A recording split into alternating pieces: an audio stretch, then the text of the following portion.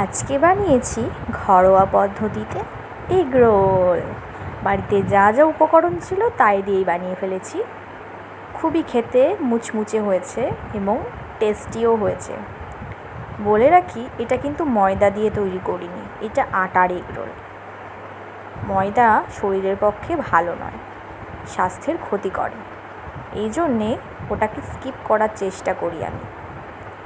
তো প্রথমে বাড়িতে যা যা ছিল তাই দিয়েই বানিয়ে নিয়েছি। পেঁয়াজ, শসা, লঙ্কা, ডিম, আর এখানে চাটুইটা গরম করে নিয়েছি, আটা মাখিয়ে সেটাকে বেলেও নিয়েছি, আর ডিমে হালকা লবণ দিয়ে একটু ফাটিয়ে নিলাম ডিমটা।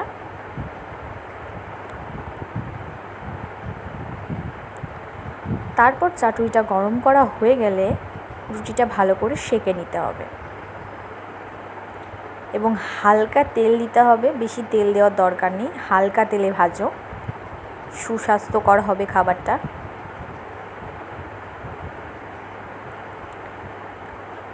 হালকা তেলে ভেজে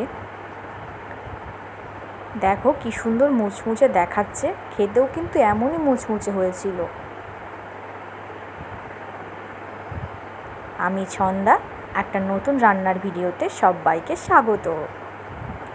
এরপর ডিমটা ফাটিয়ে নিয়ে তার মধ্যে ওই রুটিটা দিয়ে দিলাম। ভালো করে ডিমটা আর রুটিটা ভেজে নিতে হবে।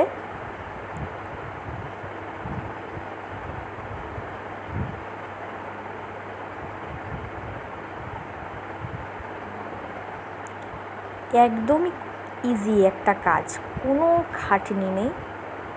বাড়িতে ছিল শসা, পেঁয়াজ, তাই দিয়েই বানিয়ে নিয়েছি, খুব ইজি। এরপর এটাকে নামিয়ে নিয়ে তার মধ্যে শসা, পেঁয়াজ, লঙ্কা, হালকা করে একটু লবণ ছড়িয়ে আর একটু সস, বাস কাগজে মুড়িয়ে এটাকে সার্ভ করলেই হয়ে যাবে এগ রোল। দোকানে গেলে এটা 30 টাকা নেবে। হ্যাঁ, এর মধ্যে আরও অনেক কিছু দেওয়া হয়, বাট এটা কিন্তু সুস্বাস্থ্যকর। বাড়িতে বানিয়ে তোমরা ট্রাই করে দেখো, খেতে কিন্তু ভালো হবে। হ্যাঁ, শুধু আটাটা একটু বেশিক্ষণ ধরে মাখিয়ে রাখতে হবে, তাহলে মুচমুচেটা বেশি হবে। আর এখানে হওয়াও রেডি, খাওয়াও শুরু। খেতে আমি খুবই ভালোবাসি, আর খেয়ে দিয়ে তোমাদেরকে জানাতেও ভালোবাসি যে ঠিক কেমন হয়েছে খাবারটা। তোমরা কিন্তু বাড়িতে ট্রাই করে আমাকে জানিও, খুবই টেস্টি হবে। টাটা। আর অবশ্যই একটা লাইক করে দিও, চ্যানেলটি সাবস্ক্রাইব করে দিও, বন্ধুদের কাছে শেয়ার করে দিও। বাড়িতে ট্রাই করে আমাকে জানিও। Good night.